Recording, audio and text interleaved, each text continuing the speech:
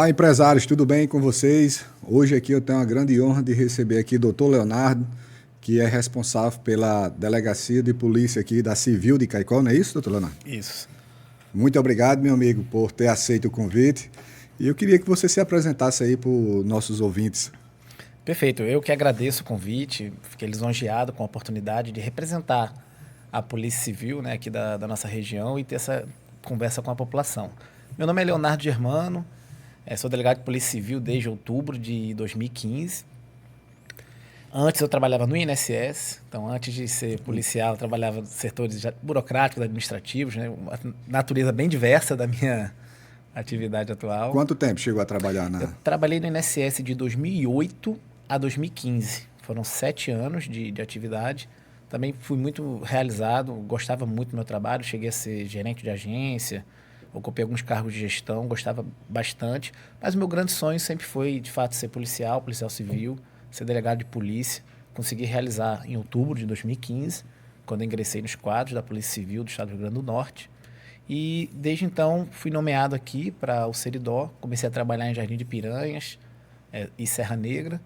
Depois de 2 anos eu fui removido para Caicó, onde eu ficava respondendo por Caicó e também por Jardim de Piranhas. Em 2020 fui a Mossoró, passei 1 ano lá na Polícia Civil, na Delegacia de Homicídios de Mossoró. Retornei no final de 2020 e estou aqui desde então. Atualmente eu respondo pela Delegacia Regional de Caicó, que é uma unidade que tem um viés administrativo, de gestão, né, de estabelecer essa interlocução com as outras unidades de todo o Seridó, de planejar ações, enfim, tem um viés realmente de gestão, de administração, e também respondo pela DEFU, que é a Delegacia de Furtos e Roubos. Essa tem um viés mais operacional, a gente investiga roubos e furtos de Caicó, e organizações criminosas, facções criminosas. A gente também tem um plano estratégico de ação contra o crime organizado, contra as estruturas organizadas de crime, que é algo que transcende a Caicó, né? Um plano regional em que a gente faz o mapeamento e sempre está fazendo algumas operações para ir desarticulando esses grupos. Bacana. Pessoal, hoje a gente vai ter a honra aqui de desmistificar um pouco aqui sobre o assunto de crimes cibernéticos. E, Leonardo, gostaria de saber, hoje, mediante as suas demandas de todo dia, toda semana, hoje, quais seriam os top 3 aí de problemas que a Civil encontra? Eu acredito que o crime cibernético deve estar nesses top 3. Está. Hoje, como nós temos uma delegacia especializada de furtos e roubos, então, antes eu poderia dizer que é furto e roubo e golpes, estelionatos em geral e crimes cibernéticos em geral. Hoje a gente tem uma unidade própria, né, que trabalha com furtos e roubos, foi um grande avanço, uma grande conquista aqui para a nossa região, inclusive, essa nova delegacia. E a delegacia que trata especificamente sobre estelionatos, furtos e roubos é a Delegacia Municipal, a 46ª Delegacia, que hoje está à frente do Dr. André Luiz. Eu acredito que talvez seja o maior problema hoje em quantidade de boletins de ocorrência e em razão da complexidade que é você trabalhar com essas estruturas, né, de crimes cibernéticos da Polícia Judiciária como um todo. Isso não é algo adstrito à Polícia Civil, porque é um crime extremamente complexo de se investigar. Via de regra, o autor do fato ele está protegido pela internet, pela manipulação das informações, o engodo. Geralmente ele usa perfis fakes.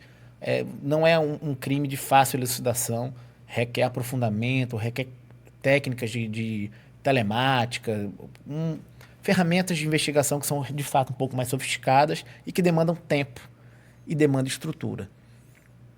A maior parte desses crimes, eles têm essa peculiaridade de que o autor, ele não está próximo da vítima. O autor, ele tem uma estrutura, tem uma sistemática de ação, ele pode estar no Acre, Pará, Rio Grande do Sul, Ceará, Rio de Janeiro, Os Natal, Estados Unidos.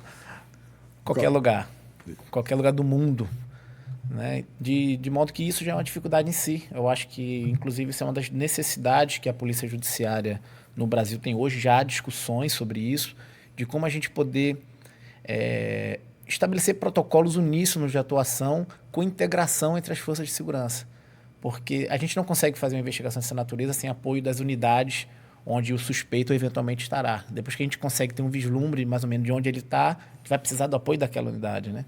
Então a gente precisa avançar, inclusive, nessas estratégias de poder fazer uma repressão qualificada mais efetiva e eficiente.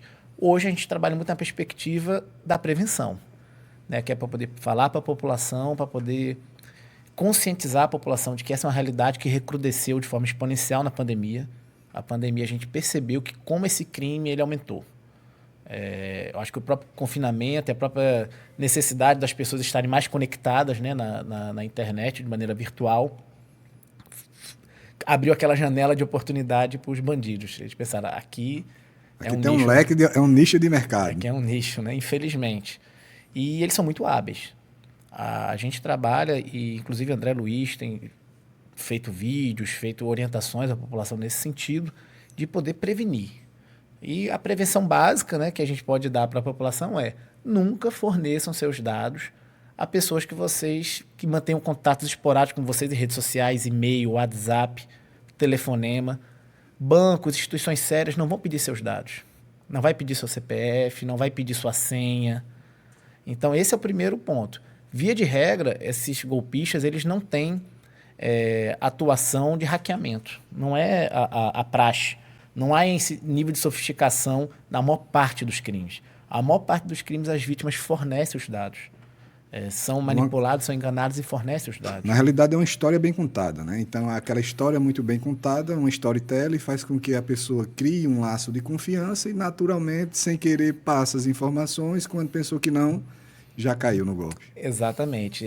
O golpista ele usa muito, inclusive, da esperança da pessoa por demandas fáceis de lucro. A gente percebe que ele se utiliza muito de extrair um pouco dessa vontade da pessoa de ter uma vantagem, de ter um lucro fácil. E uma parte substantiva dos crimes a gente percebe esse modus operandi de forma bem clara. Ele oferece uma vantagem, a pessoa se vê naquele desejo... Na usúria.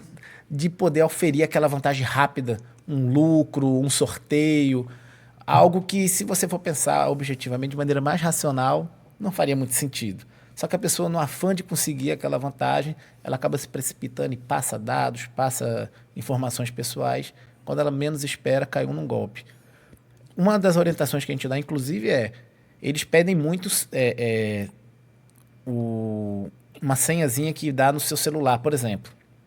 Ele está conversando com você no WhatsApp e fala, para você ter acesso agora ao prêmio, me manda os números que apareceram nas suas mensagens. Aí aparece uma mensagem na caixa de mensagem da pessoa, ela vai e manda para ele. Aquilo ali é a senha do WhatsApp dela. Aquilo ali é a senha de algum aplicativo dela que ele está tomando para ele. E depois que ele tomou, daqui que você consiga resgatar, você já teve um prejuízo, às vezes, absurdo. Entendi. Qual seria aí o tempo hoje? Lógico que cada caso é um caso, mas pela frequência que isso vem aumentado, né? Então, com certeza, a tecnologia deve ajudar muito, né? E é essencial para a resolutividade dos problemas.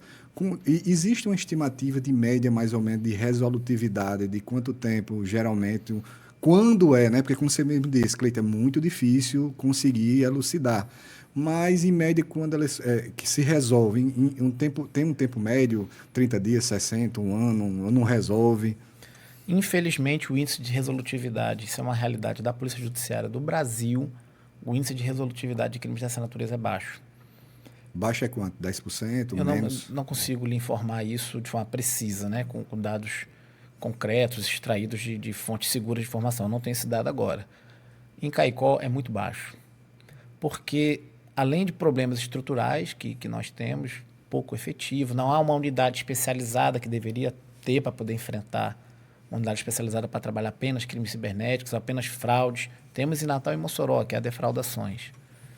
Mas com relação à possibilidade de resolutividade, caso a gente consiga pegar o fio da meada com as técnicas de investigação, 3 meses, em média, porque são demandas que requerem quebras de sigilo, que precisa de uma resposta do judiciário, então você tem que fazer um pedido, tem que ser apreciado por um juiz.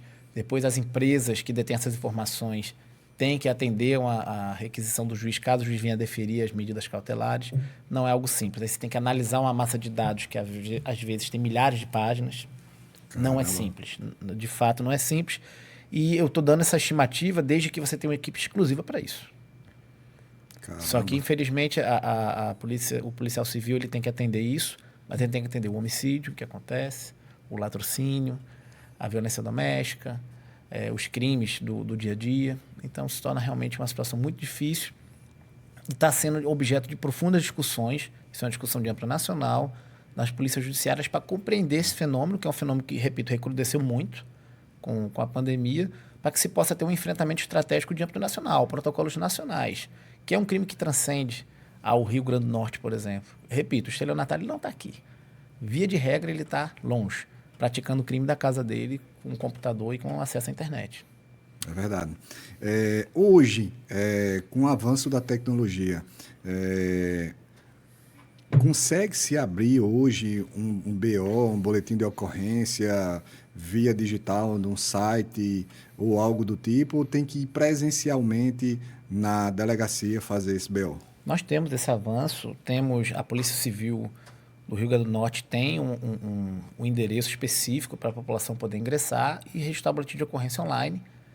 Isso é depois homologado por um setor próprio da Polícia Judiciária que reencaminha para a gente. O que eu sugiro para a população do Seridó, né, é ingressar no nosso Instagram. A gente tem hoje um Instagram que ele tem justamente esse escopo, essa finalidade, que é informar a população, informar nossas ações e abrir um novo canal de comunicação, de denúncias também, e de informações básicas, como, por exemplo, endereço de unidades, telefone, e a gente tem lá o link do boletim de ocorrência online. Vai lá no Instagram da terceira DRP Caicó, tem um linkzinho do boletim ocorrência online. Quem souber manusear, né, quem tiver esse manejo, pode fazer o registro de ocorrência, que a depender da natureza do crime do local, o boletim já é encaminhado para a delegacia que detém atribuições para investigar. Bacana. Eu percebi também que houve uma redução significativa, né, de crimes que vem diminuindo cada vez mais. Uhum. E de antemão já parabenizar o trabalho aí, o seu belíssimo trabalho que vem fazendo. Obrigado. E eu queria saber se o senhor tem algum número, alguma estatística, alguma coisa que pudesse informar a gente sobre essas reduções ou algo do tipo. Sim, preliminarmente ninguém faz nada só, né? Isso daí na polícia isso é muito sensível. E nenhuma instituição trabalha só. Então, isso é um trabalho de muitas mãos. Nós recebemos um reforço importante no final de 2022, com uma turma que foi nomeada de novos policiais civis. Isso foi fundamental. E você percebe que não há diminuição, que não é algo adstrita a Caicó, é uma diminuição geral, sistemática que está acontecendo nos índices de criminalidade no estado inteiro. No estado inteiro está havendo reduções. Mossoró teve uma das maiores reduções de homicídio, por exemplo, do país. E já figurou entre uma das cidades mais violentas do mundo, se você for aferir exclusivamente MVI, né, que os crimes violentos letais, intencionais. Caicó também está com essa redução de homicídio, redução de roubos e furtos, graças ao trabalho de toda, né, a estrutura de policiais que a gente tem. Quem conhece um policial sabe que é uma profissão que requer realmente muita motivação, muita abnegação. Você não tem hora, você tem hora para chegar, mas não tem hora para sair da delegacia.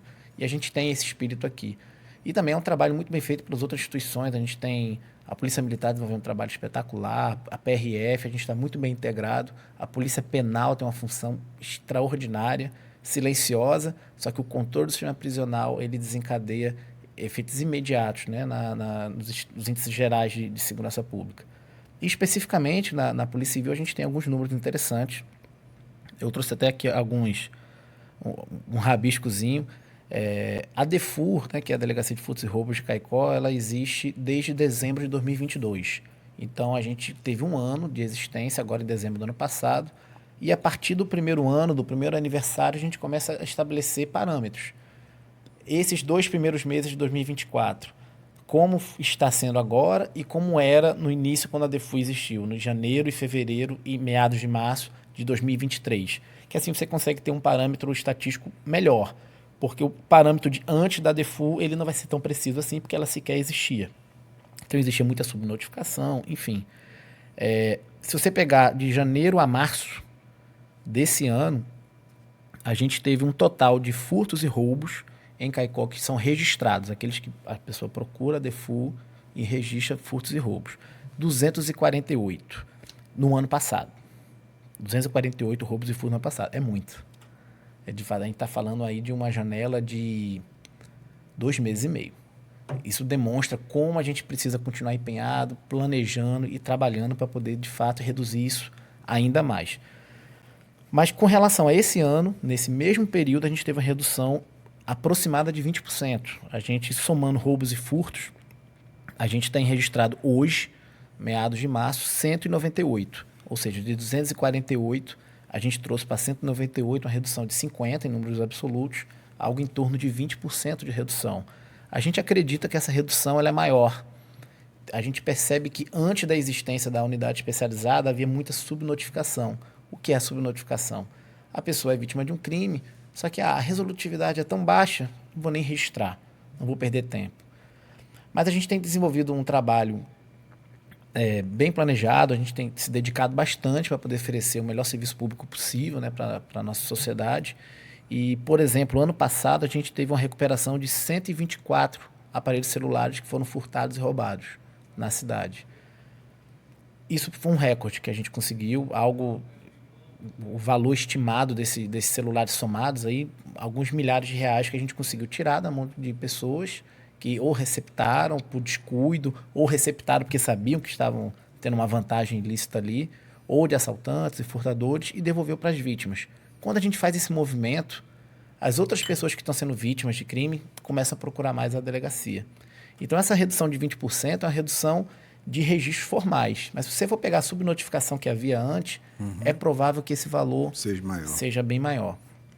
Então, a gente tem essa perspectiva desses números que são bem interessantes. Por exemplo, celulares recuperados. Recuperamos 124 no ano passado. Nesse caso, quando você recupera, só para não tirar uma dúvida, Pois não. e você recuperou o celular, para que a pessoa possa, vamos dizer assim, ir lá na delegacia e subtrair novamente para o seu uso pessoal, ele tem que levar algum comprovante, mostrar que... O que é que ele tem que levar para poder ser ressarcido? A gente é muito flexível com relação a isso. A pessoa, via de regra, ela tem algum tipo de comprovação, ou o chip que está cadastrado no telefone é no nome dela, ou ela tem a caixinha, ou ela sabe a procedência do aparelho. Então é bem tranquilo. Você foi vítima de furto, roubo, ou teve seu celular perdido, pode procurar a gente, que não houve uma pessoa sequer que não conseguiu ter o seu aparelho reavido. Todas elas, os que a gente teve êxito na recuperação, todas elas a gente conseguiu restituir tranquilo. Tranquilo. E um exemplo, ano passado, a esta altura do ano, houve 150 roubos de furto de celulares. Ano passado, a esta altura do ano, de janeiro até meados de março. Esse ano, caiu para 107, uma redução de cerca de 30%. E com relação a celulares recuperados, ano passado, a esta altura, nós já havíamos recuperado 23 celulares. Esse ano, nós recuperamos 30. Então, a gente está conseguindo aumentar os índices de produtividade, ao mesmo tempo que a gente está conseguindo diminuir a incidência de crime. E essa parte do celular, especificamente, a gente percebeu que já difunde no seio popular, no seio social, a ideia de que é preciso ter maior cuidado na hora de adquirir um aparelho celular. Porque antigamente a gente percebia muito descuido. As pessoas vendo uma vantagem, um celular no valor menor de mercado, ia lá e comprava. Com esse trabalho que a gente está desenvolvendo, que tem um viés pedagógico, repressivo também, mas pedagógico, sobretudo, as pessoas estão tendo mais cuidado. Não, esse celular está muito barato, qual é a origem dele? É bom ter esse cuidado, porque você pode estar incorrendo em crime, em adquirir um produto de origem ilícita, né? Roubado ou furtado. Como a pessoa comprou de boa fé, né? Vamos partir do princípio que a pessoa realmente comprou de boa fé. Sim. Ela mesmo assim, ela corre o risco de ser processada, ser presa ou algo do tipo? Ela comprando de boa fé, via de regra, ela vai ter a procedência de quem ela comprou. Muito provavelmente ela comprou em valor de mercado. Porque se o seu celular vale R$1.000 e passa alguém na rua que você não sabe nem o nome... E comprou por 300, tem um negócio errado. Sejamos razoáveis, né? Isso é uma questão objetiva, até de aferição objetiva, que você não sabe a quem comprou muito abaixo do mercado, você não checou em nenhum sistema se o celular tinha procedência ou não, você tá negligenciando um dever de cuidado que você tem de aferir esse bem aqui, será que ele tem origem lícita ou não? As pessoas que compram de boa fé, acontece.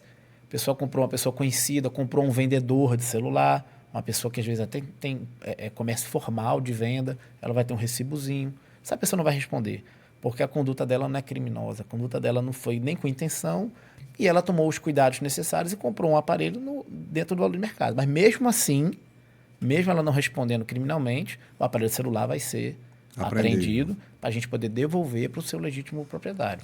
Eu imagino que nessa jornada do senhor deve ter muito mito e verdade e o pessoal tem muitas dúvidas às vezes. Quais são as maiores dúvidas que a população tem às vezes e muitas das vezes não procura porque achava que isso não podia fazer e pode e não procura uma instituição pelo fato que acha que é complexo?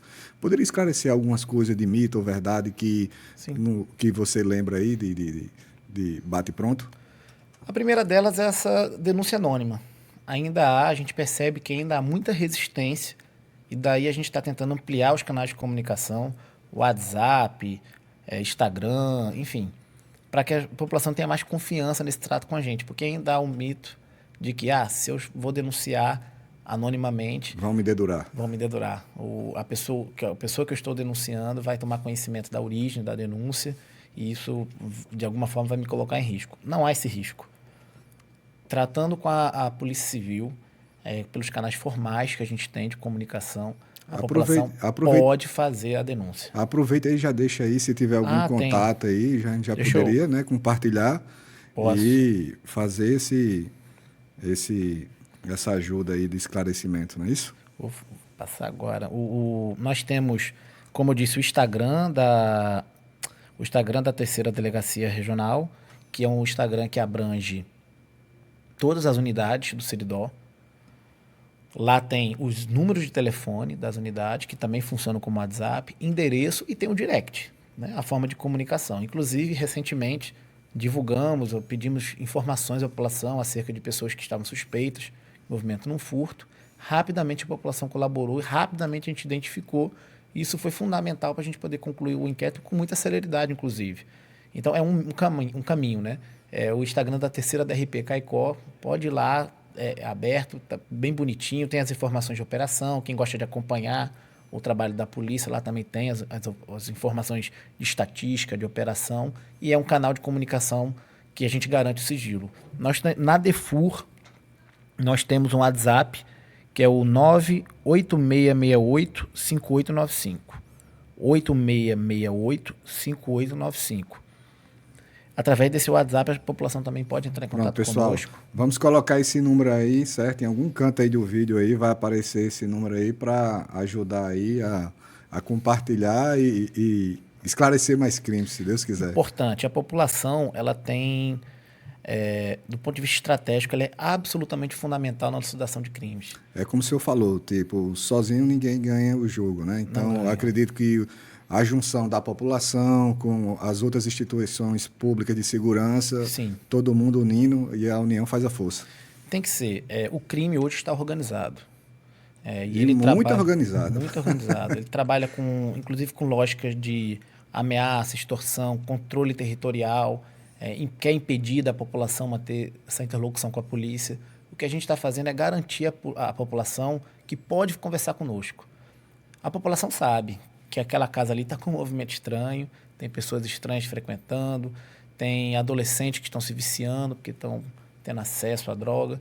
Então, a família, a sociedade precisa se unir à polícia, precisa se unir conosco e não precisa se expor. A gente está abrindo esses canais de comunicação justamente para que com essas informações, sem elas se exporem, a gente poder desenvolver o nosso trabalho e fazer esse bom combate, né, numa repressão qualificada contra o crime. Bacana. Nessa jornada que você tem de quase 10 anos, né? 9 anos, eu acho, não é isso? Estou caminhando para o 9º ano. Para o 9º ano, se Deus quiser.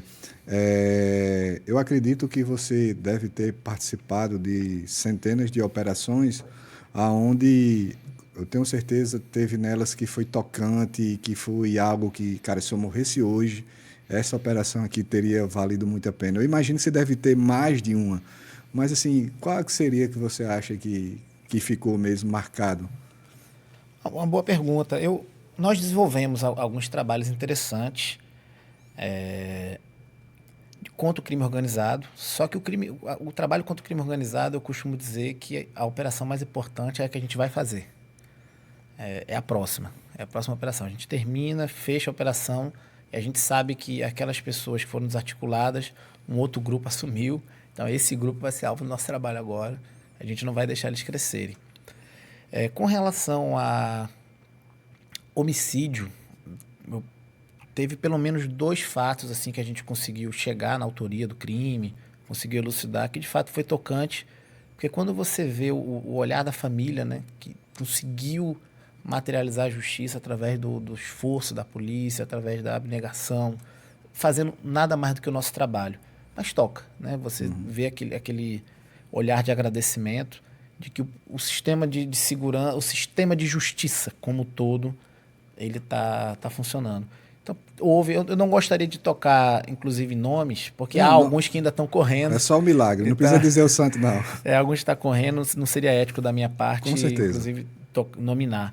Mas eu acho que pelo menos há uns 2 homicídios que, de fato, Tocou você. tocaram, porque a gente conseguiu elucidar e eu acho que foram investigações muito bem conduzidas. Bacana. Leonardo, gostaria aí que, se você quiser compartilhar mais alguma coisa que você achasse relevante ou que a gente não tocou aqui, se quiser, fica à vontade. Eu agradeço, mais uma vez agradecer, né, a oportunidade, bate-papo muito bom. Eu posso passar algumas informações importantes para a população. Fique à vontade. Nós estamos Aproveite. na iminência de receber novos colegas. Houve a nomeação de uma segunda turma de policiais civis. A nomeação saiu há cerca de 15 dias e semana que vem nós vamos receber esses novos colegas. Vai haver reforço para a nossa região. Receberemos policiais que vão preencher algumas lacunas muito graves que a gente tem de falta de efetivo. Essas lacunas vão ser preenchidas. Hoje a instituição, tipo, você que está no comando, na liderança, quantas pessoas estão abaixo do seu guarda-chuva que você lidera? Porque essa estrutura hierárquica assim, na Polícia Civil não é exatamente como, por exemplo, nos órgãos militares. Enfim, a gente tem... Diretamente, vamos dizer assim. A gestão ali... Vou nominar a quantidade de unidades. Tá? A gente tem uma unidade de Jardim de Piranhas, Serra Negra, Jucurutu, Parelhas, Acari, Cruzeta, Florânia, Cerro Corá e Currais Novos. Então, cada uma dessas unidades tem suas equipes, algumas com 2, outras com 3, outras com 4 policiais. Eu não vou conseguir dar um número agora preciso para você. Agora, algumas a gente está com problemas de efetivo que vão ser preenchidos. Por exemplo, Cruzeta, a gente só tem um agente. Vamos receber uma equipe para Cruzeta. Jucurutu, a gente só está com 3 policiais. Vamos dar uma reforçada lá para ela ficar com a equipe completa novamente. Uma equipe completa é o quê? O escrivão? Para Jucurutu são 3 agentes, um escrivão e um delegado.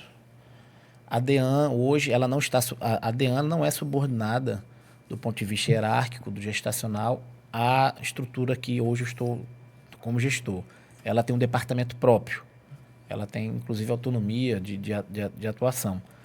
Mas a gente tem contato, que está aqui em Caicó, né? E a gente sabe que hoje nós não estamos com uma delegada. Está sem delegado ou delegada a unidade, mas receberemos uma delegada na semana que vem.